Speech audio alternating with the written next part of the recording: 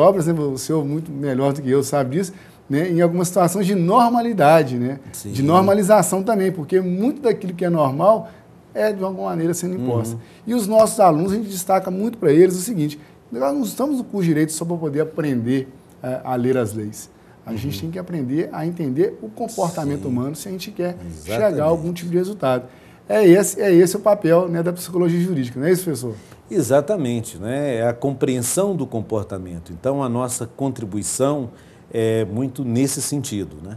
E a gente percebe que cada dia mais, né, a psicologia é demandada a aproximar das várias demandas do direito, não só em relação à vara da família, não só o direito penal, o direito previdenciário, né? Então, nós passamos a contribuir com a ciência jurídica de várias formas, porque a psicologia, ao lidar diretamente com o comportamento humano e os processos mentais, né, pode ajudar muito a que se humanize essas relações, humanize até esses mecanismos de controle que o direito tem, mas que é buscando diminuir cada vez mais os conflitos que são inerentes ao comportamento humano, mas que passa a ter um novo olhar. E isso como que aproxima muito, no nosso caso, da missão da instituição, que é transformar a vida das pessoas pela educação.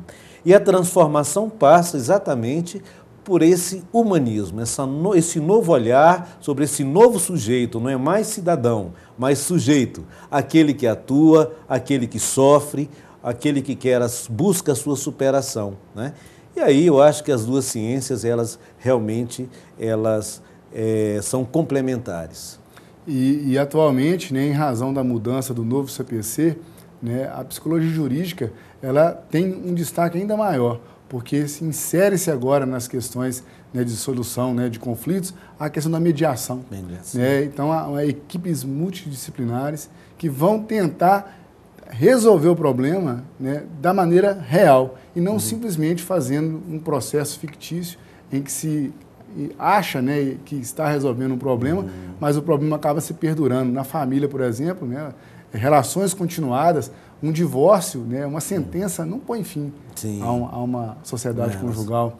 Né, uma ação de guarda, né, a tirada de um filho e, né, levando ele ao outro cônjuge, uma sentença não vai resolver, né, esse conflito dentro da família.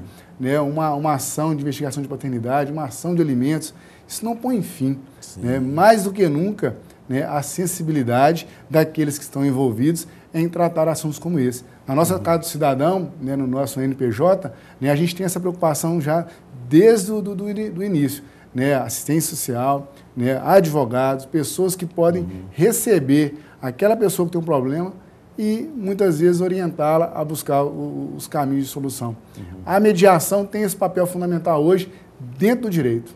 Isso é um ganho tremendo para poder dar uma real significação à psicologia jurídica, uma concretização dessa disciplina no nosso curso.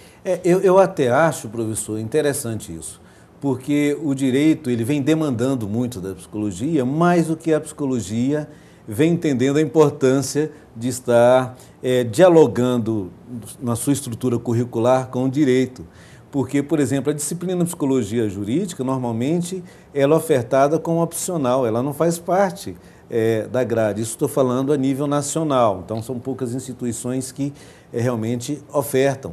Então, normalmente, o profissional psi que deseja aproximar mais o direito, ele vai ter que fazer um curso, uma especialização, no meu caso foi assim, em psicologia jurídica, para que eu pudesse ter condições de dialogar melhor com o direito. E o direito, por sua vez, vem percebendo a importância desse profissional nas suas instâncias, quer dizer, como um saber complementar ao seu, né? E tendo como foco realmente a compreensão desse ser que sofre, desse ser que sempre está em conflito. A psicologia jurídica, junto com a filosofia do direito, sociologia jurídica, antropologia, né, são as disciplinas que fazem parte, né, da parte fundamental, né, do curso de Direito. É onde a gente consegue trabalhar, né, os conteúdos que vão formar, né, o entendimento dos nossos alunos e isso, com certeza, vai trazer frutos, né, para o futuro, enquanto profissionais. E a gente não pode, né, dar um valor menor a ela. muito pelo contrário, ela faz parte dos nossos grupos de leitura, das nossas pesquisas, né? O senhor, como professor, está totalmente ambientado e se sente muito incluído, eu tenho certeza disso, perfeito. porque, né, são vários os diálogos que acontecem, né, em torno da psicologia jurídica e da filosofia de um modo geral e sociologia. Mas eu queria que ficasse expresso isso, a importância dessa disciplina, a importância dessa semana, né, que vocês estão fazendo esses encontros, justamente para a gente poder tratar, né, da questão humana e não só dessa questão formal em relação ao ser humano. E eu percebi que o senhor trouxe aí 2 livros interessantes, né, professor Américo? E eu queria que o senhor, pelo menos, pudesse dar uma orientação para o nosso telespectador, para ele poder entender, né, aonde ele pode buscar informações que são desdobramentos concretos dessa discussão com a psicologia e com o direito. Olha, nós estamos trazendo 2 livros, um do Thomas Szasz, que é O Mito da Doença Mental, e é um livro interessante porque ele resgata, faz um histórico da doença mental e até esse questionamento. O que é realmente um adoecer da cabeça? O que é essa doença que ela não aparece, não tem tanta visibilidade, não é? Até por ser considerado doença, a gente tem que ter um certo cuidado, né? Porque nós temos essa doença em que a estrutura orgânica denuncia esse mal-estar. É uma perna quebrada, é uma lesão, é uma úlcera, enfim, isso tem uma certa visibilidade. Mas e o doente mental? Né? Como é que ele se revela? Não é? Então, nós vamos perceber que através das funções, né? Não da estrutura, mas da função orgânica, que vai atrapalhar esse comportamento, vai comprometer esse comportamento. Então, eu acho esse um livro realmente básico, a construção aí, através do mito da doença mental, do Thomas Szasz. Um outro livro que é fundamental, foi lançado recentemente pela jornalista Daniela Arbex, e ela foi buscar em Barbacena, que foi o maior hospital psiquiátrico do Brasil. Ele inicia em 1903 e naquela região ali de Barbacena, uma região mais fria, então para muitos era ideal, porque os portadores de sofrimento tinham uma melhor acolhida, mas não era isso que realmente acontecia, não é? As pessoas ali eram praticamente despejadas, eram depósitos de pessoas e pessoas necessariamente que não eram adoecidas mentalmente, né? Não eram portadoras de sofrimento mental. Eram pessoas que tinham qualquer desvio ou qualquer comportamento diferenciado, então era conduzida a Barbacena. Esse livro vai dizer o Holocausto brasileiro, em que foi um genocídio de mais de 60 mil pessoas durante 3 décadas. O que nós vamos perceber também é que em Barbacena você tinha uma média de 16 mortes por dia. E as pessoas que ali chegavam jamais saíram, né? Então eram crianças, eram idosos, adultos, enfim, pessoas que morriam ali, né? Uma média de 16 mortes por dia, né? E hoje no Brasil nós já temos aí um quantitativo bem expressivo, mas nós já vivenciamos um outro momento, que foi da deshospitalização, que foi através da Lei 10.216, a lei antimanicomial, que veio, de uma certa forma, diminuir os leitos psiquiátricos e potencializar outras alternativas para atender esses portadores de sofrimento mental. Então, em Barbacena foi um marco, nós tivemos a visita do Frank Basaglia, foi o mesmo que iniciou a reforma psiquiátrica na Itália, em 1970, 71, em Trieste, e ele, ao visitar aqui Barbacena, em 79, ele pôde, de uma certa forma, dialogar com os movimentos que surgiam na nossa sociedade, já buscando uma reforma e um tratamento mais humanizado das pessoas que se encontravam como consideradas loucas naquele momento. E o Frank Basaglia, ele então possibilita, né, a uma certa nova leitura, e a partir daí tenho certeza a professora Magda vai contribuir falando sobre as redes de atendimento que surgiram depois da conformação dessa Lei 10.216, que é a lei antimanicomial, né? Só pensando um pouquinho, no mundo nós temos mais de 450 milhões de pessoas portadoras de sofrimento mental, né? O Brasil são 23 milhões de pessoas, isso é um dado recente, divulgado pela ONU, pessoas realmente também portadoras de sofrimento mental.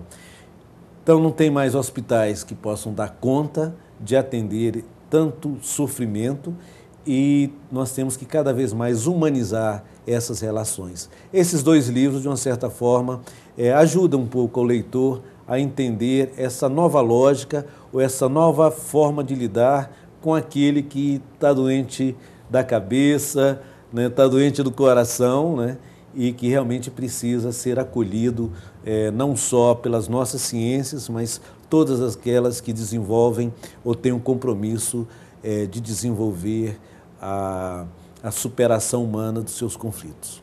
Um retrato do Estado jardineiro, né, que Bauman acaba destacando, essa questão do Holocausto brasileiro, né, que é Barbacena, né, terrível, né, a forma como foram tratadas as pessoas nesse momento.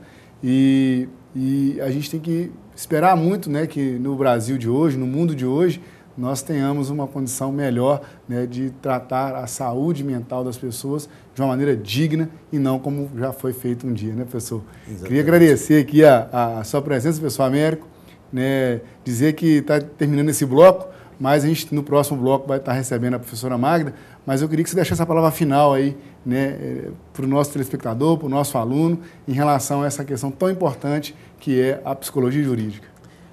Olha, professor Oscar, nós é que temos que agradecer esse programa que veio democratizar o conhecimento jurídico com a nossa comunidade. Então, eu parabenizo muito o seu programa, né? Já temos aí quase 2 anos, né? 4 anos. 4 anos já, né? Democratizando os saberes jurídicos e oportunizando a todos nós que contribuímos para a emancipação do ser humano, a superação dos seus conflitos, estarmos juntos e trocando sempre ideias. O ser humano é o ser que se viabiliza na palavra, a nossa civilização ela se estrutura também na palavra. Nada melhor então do que o debate, do que o diálogo e estar próximo de você aí, telespectador, para discutir algo tão importante como a promoção dos direitos humanos. Muito obrigado pela sua presença. Eu agradeço, professor. O programa Direito em Foco volta já.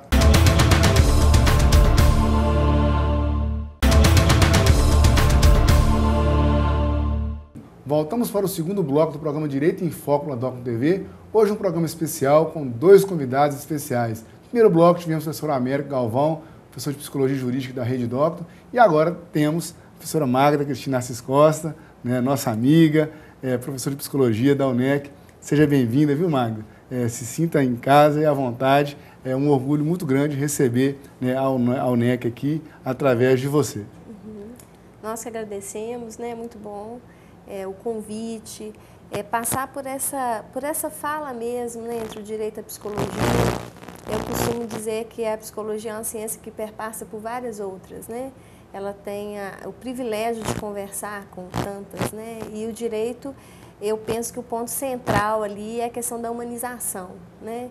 E se tratando de saúde mental é aquilo que nós mais estamos preservando, tentando trabalhar, né, dentro do quadro clínico e também dentro de todo o direito, né? Porque toda a reforma ela é sustentada por leis, né? Então não teria como não ter esse diálogo, né? Então eu agradeço muito, para mim é um grande prazer. Para nós é uma honra, com certeza. O professor Américo deixou no finalzinho do bloco, né, ao comentar 2 livros, a realidade, né, do Holocausto brasileiro, né, a questão de Barbacena. E, utilizando esse parâmetro, eu queria que, de alguma forma, né, a senhora pudesse esclarecer para o nosso telespectador como é o sistema, né, de tratamento das pessoas que sofrem, né, com essa doença, né, sofrem dessa questão da saúde mental. Como é que seria essa estrutura hoje de acolhida das pessoas que têm esse tipo de sofrimento? É importante nós pensarmos que toda a transformação, ela começou desde os anos 70, né? Toda essa mudança de tratamento, né? De perceber a loucura clinicamente, judicialmente falando. E nos anos 90, nós localizamos assim uma mudança de política pública, né? E dentro do Ministério da Saúde, a partir de 2000, isso ficou mais instituído.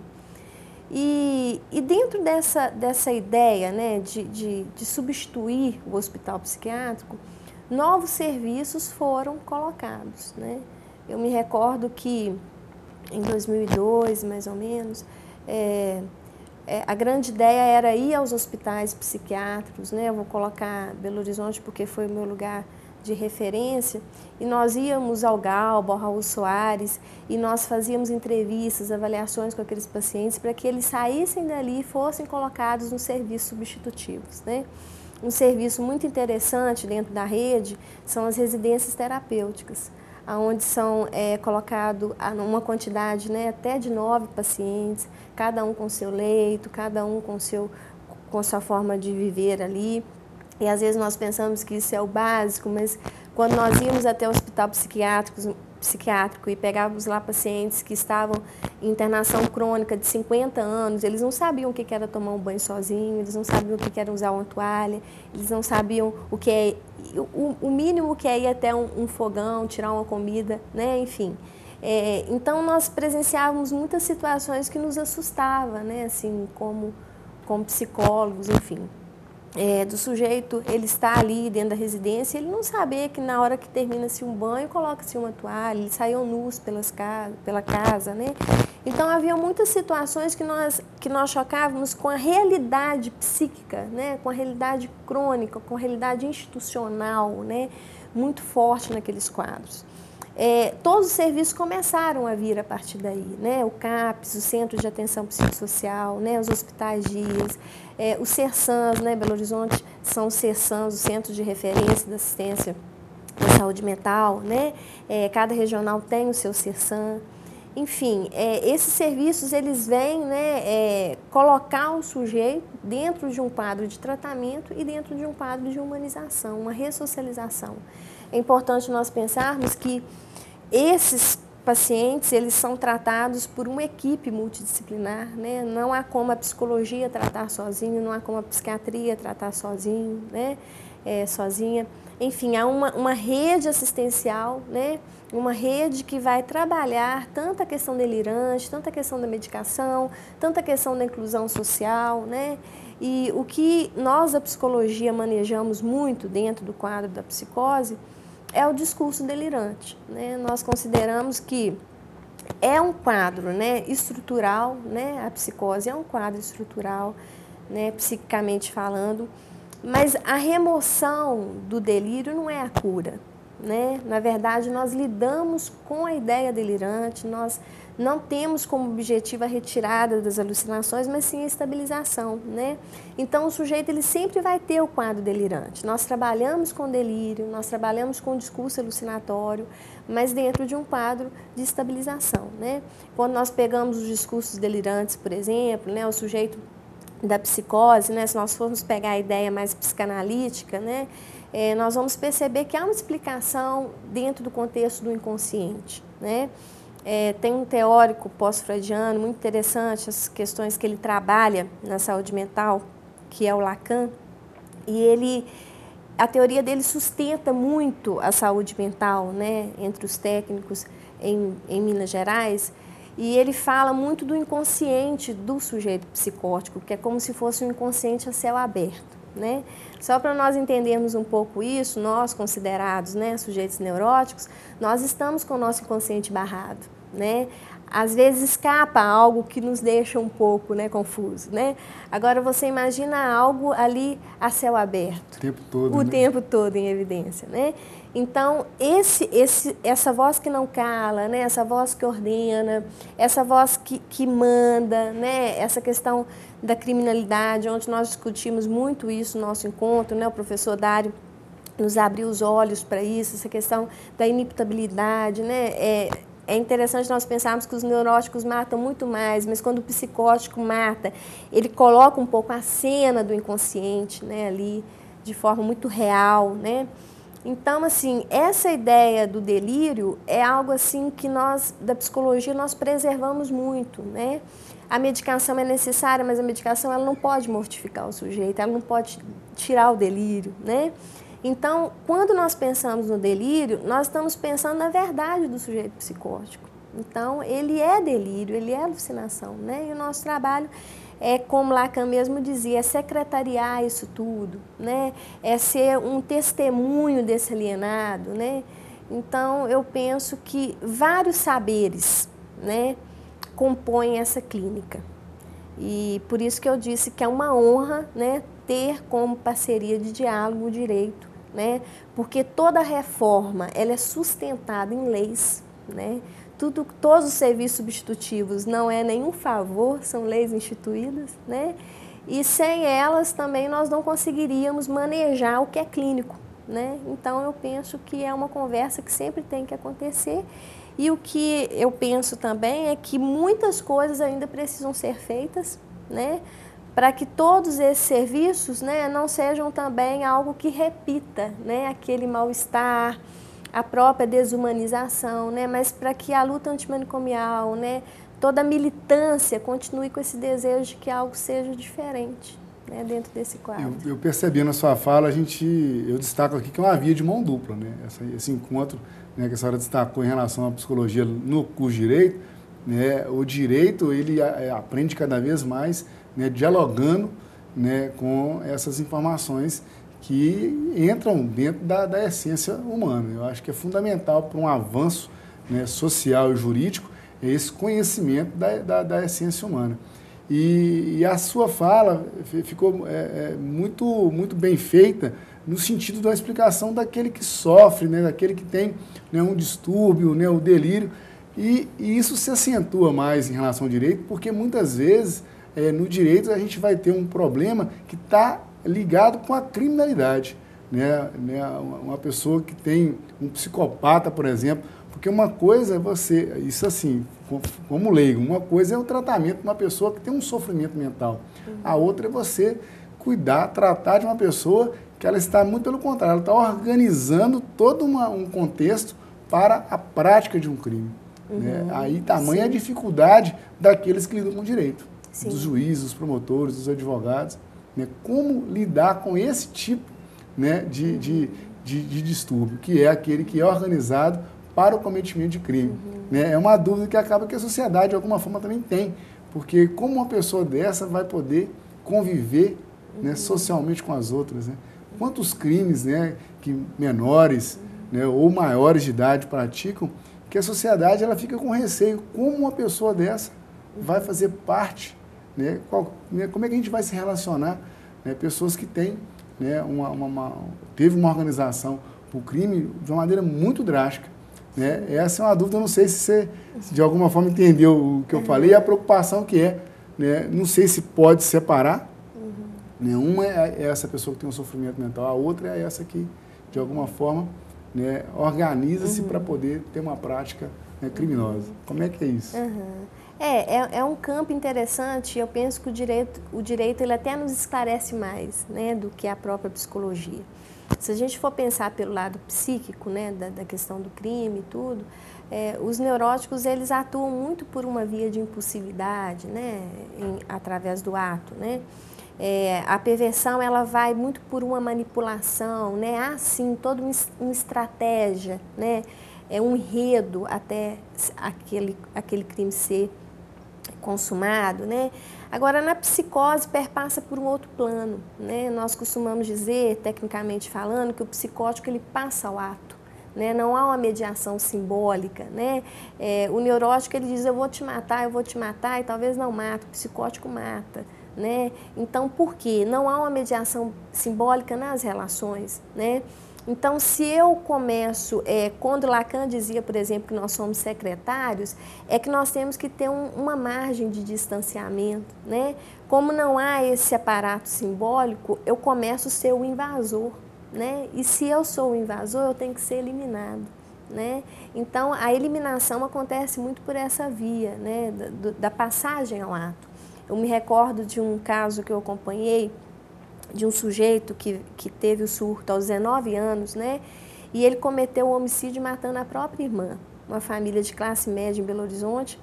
E esse sujeito, ele vai ao jardim da casa, pega um pedaço de pau, a irmã estava deitada ouvindo música, ele dá pauladas e a irmã vem a óbito. E aí esse sujeito, aos 19 anos, ele é internado no Galba Veloso e ele fica por um período muito prolongado, né? E com a reforma nós fomos ao Galba para retirar esse sujeito e levá-lo para a residência terapêutica. O sujeito ele estava com 42 anos na época, né?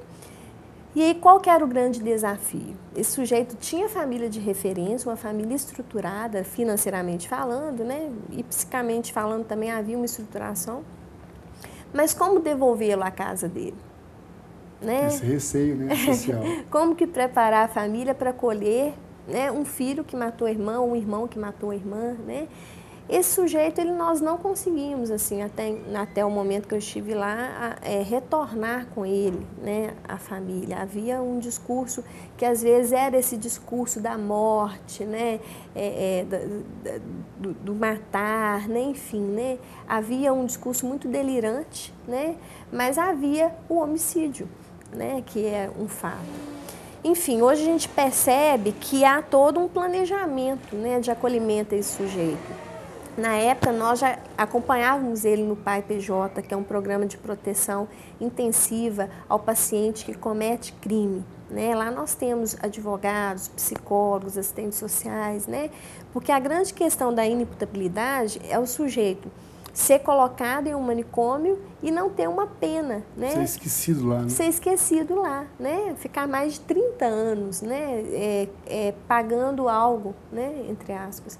Então, assim, se nós formos pensar, é necessário que ele passe por essa rede simbólica da pena, da sentença, né? Que ele tenha uma compreensão, mesmo que não cognitiva disso, mas uma compreensão dentro dessa rede delirante, né? Então, nós psicólogos, nós temos como compreensão que é necessário, sim, né? Que o sujeito ele passe por essa questão do direito, que ele passe por essa questão de compreender o ato, né? E mais ainda, nós pensamos que isso é uma forma de barrar a repetição do mesmo, né?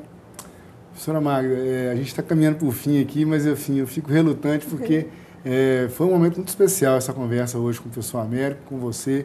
Vocês tiveram um momento, né, lá no Casarão das Artes, com os alunos de Psicologia da UNEC, com os alunos de Direito, né, do terceiro período especificamente, que é o período que o professor Américo trabalha. E eu não tenho dúvida que impactou, né? Os alunos conversam muito, é uma disciplina que traz um conteúdo diferente, um conteúdo que esclarece, então isso é fundamental, a gente conhecer um pouco mais a respeito das coisas e dizer que a gente está indo para o fim, né, nos entristece um pouco, porque a gente sabe que a gente poderia explorar um pouco mais essa conversa e esclarecer cada vez mais o nosso telespectador. Mas eu vou deixar aqui o convite aberto para um próximo encontro, não só com a América, mas também com você, para a gente poder fazer um programa, né, específico, que é salutar entender como esse sistema funciona, né, como é que deve ser o tratamento, essa acolhida, esse secretariado, né, que a senhora muito bem apontou em relação ao paciente, para a gente poder, na sociedade, viver um pouco mais sossegado, tranquilo, porque conhece uma realidade. E as pessoas realmente elas não podem ser esquecidas em lugar nenhum para tratamento. Não existe pena perpétua no Brasil e não vai ser uma situação dessa que vai fazer a gente retornar a uma situação dessa, por exemplo, parecida com Barbacena, que é considerado o Holocausto brasileiro. Mas eu queria muito te agradecer, né? Foi uma honra ter recebido aqui hoje. Para mim que é uma honra, né? Uma honra para nós da psicologia estarmos, né, junto com o direito, pensando e abrindo mais campos de pensamento sobre isso. Ontem nós colocamos muito para os alunos a necessidade, né, dessas conversas continuarem, de novos planos surgirem, né, para que toda essa militância, né, que surgiu lá nos anos 70, né, ela não se finde, né, dentro de todo esse quadro. Então, para mim é uma grande honra, né, como psicóloga, como professora, né, estar nessa discussão. Muito obrigada. Muito obrigado também. O programa Direito em Foco se despede. Até o próximo encontro.